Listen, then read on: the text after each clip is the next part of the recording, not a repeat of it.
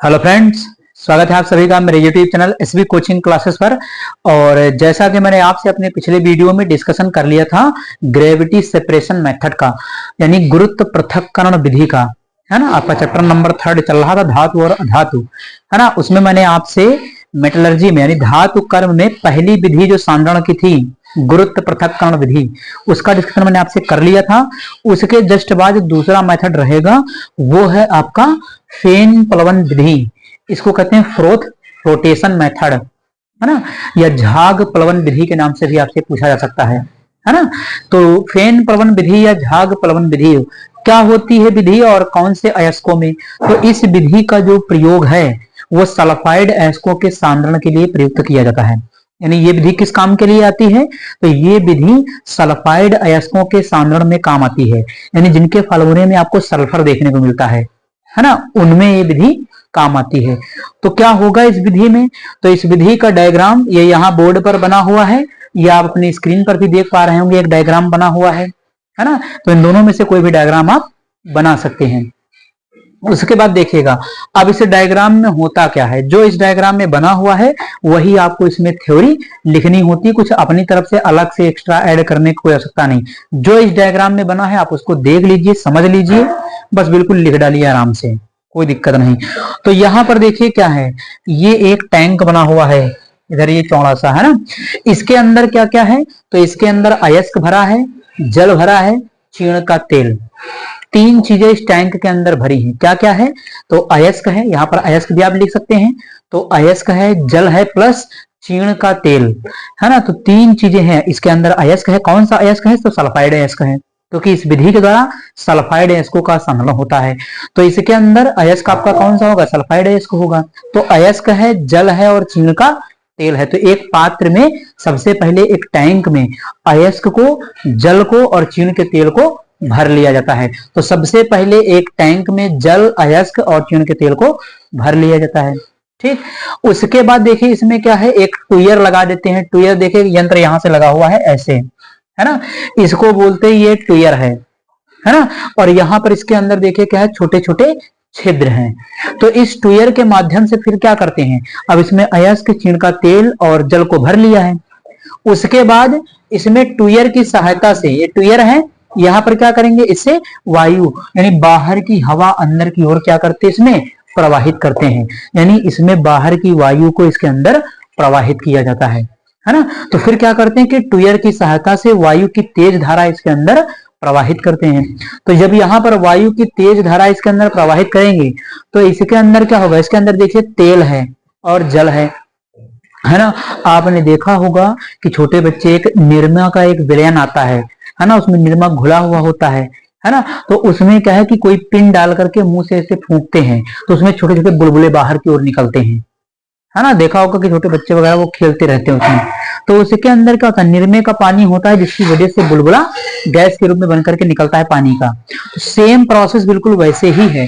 इसके अंदर जब बाहर की हवा आएगी तो तेजी के साथ जब हवा अंदर की ओर आएगी तो यहाँ पर क्या होगा, जो तेल है और जो पानी है इसके अंदर वाटर यानी जल, तो इसके अंदर भी क्या होगा, तेजी के साथ झाग उत्पन्न होगा, है ना। पानी का झाग बनेगा, बुलबुले बनेंगे।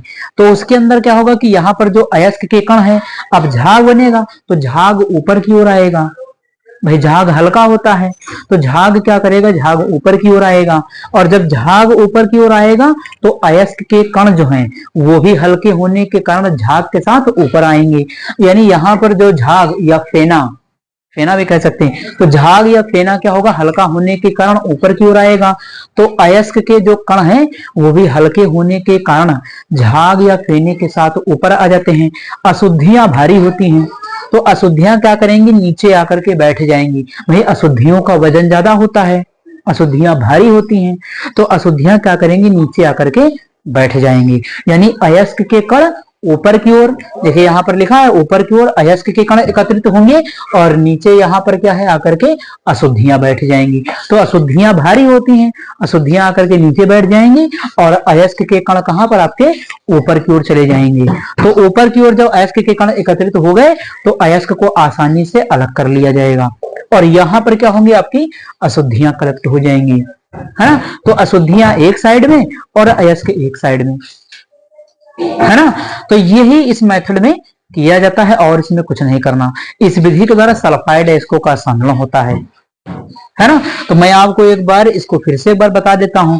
यहां पर होगा क्या कि इस विधि में बारीक पिसे हुए अयस्क को एक टैंक में भर लिया जाता है ना। बारीक पिसे हुए अयस्क को एक टैंक में भर लिया जाता है, जिसमें होता क्या क्या है, तो इसमें जल होता है और चीड़ का तेल होता है।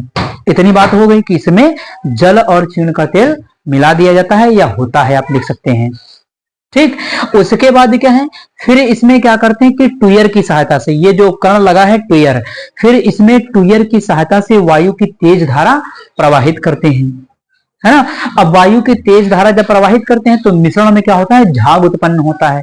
तो टूयर की सहायता से वायु की तेज धारा प्रवाहित करते हैं, जिसके कारण इस मिश्रण में या इस विलयन में तेजी के साथ झाग उत्पन्न होता है ना। उसके बाद क्या लिखेंगे कि अयस्क के कण हल्के होने के कारण झाग के साथ ऊपर आ जाते हैं और अशुद्धियां नीचे की ओर बैठ जाती हैं।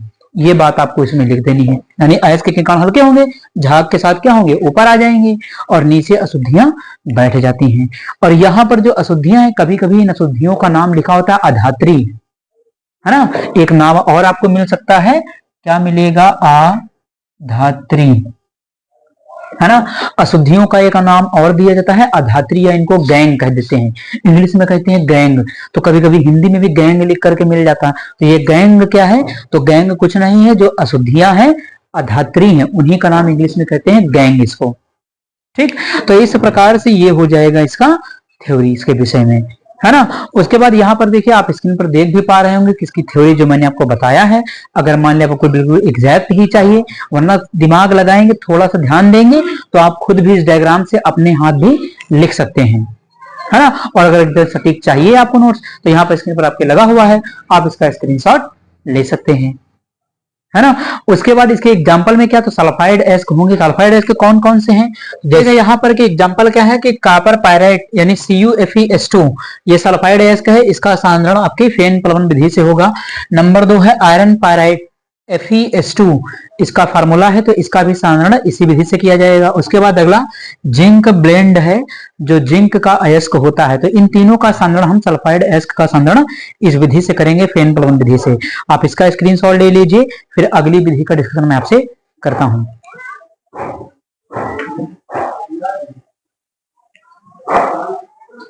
तो देखते हैं नेक्स्ट मेथड को। नेक्स्ट है हमारा मैग्नेटिक सेपरेशन मेथड, है ना। यानी यहां पर लिखा चुंबकीय पृथक्करण विधि, तो नाम से ही पता चल रहा है चुंबकीय पृथक्करण विधि। इसका मतलब इसके द्वारा चुंबकीय अयस्कों का सांद्रण किया जाएगा, यानी जिन पदार्थों के अंदर चुंबकीय कणों की अशुद्धियां होती हैं उनका सांद्रण किया जाएगा चुंबकीय पृथक्करण विधि से। मैग्नेटिक सेपरेशन मेथड कहते हैं इसको, है ना। तो पदार्थों के अंदर जिन चुंबकीय अशुद्धियां होंगी, है ना, पदार्थों के अंदर जो चुंबकीय अशुद्धियां होंगी वो क्या करेंगी कि इसमें चुंबक के द्वारा आकर्षित कर ली जाएंगी और अयस्क कण आपको प्राप्त हो जाएंगे। तो यहां पर देखिएगा, सबसे पहले इसमें क्या है कि यहाँ पर डायग्राम ये है, या आपकी स्क्रीन पर भी एक डायग्राम है, आप उसको भी देख सकते हैं। दोनों में से आप कोई भी डायग्राम बना सकते हैं। नेमिंग वगैरह थोड़ा सा ध्यान रखिएगा, है ना, कि ये नीचे क्या बना, पट्टा है, ये आपका चुंबकीय घूर्णक है जो बना हुआ है।